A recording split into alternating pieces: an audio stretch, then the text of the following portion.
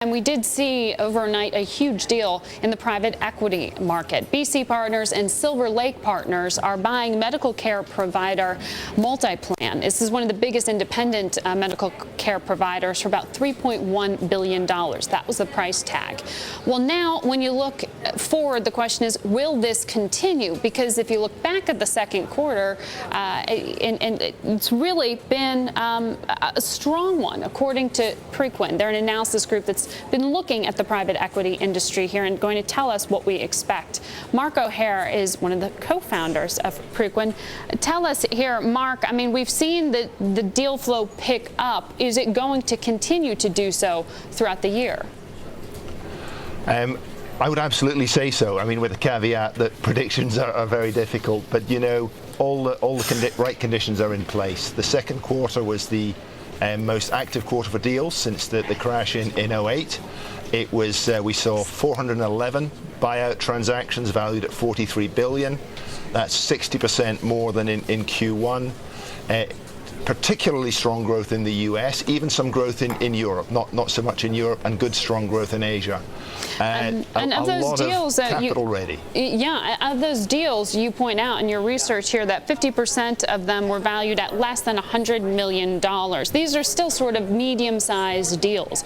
Are the mega deals of the buyout era over? Well, you know, it's become very fashionable to say they are.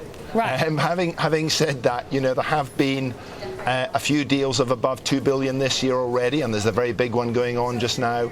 Yeah, we led into you talking about $1.3 billion. Funds out there. We'll see big deals, yeah.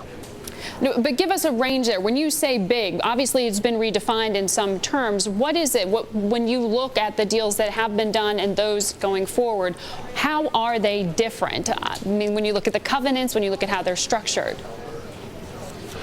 I think we're seeing several patterns in the deals. Firstly, there is a lot more activity in the mid-market. So I'm talking about deals of 500 to $1 billion US dollars. There's a lot of activity there. We're seeing a lot of add-on deals. So private equity firms that already own a platform company adding companies to that to achieve synergies.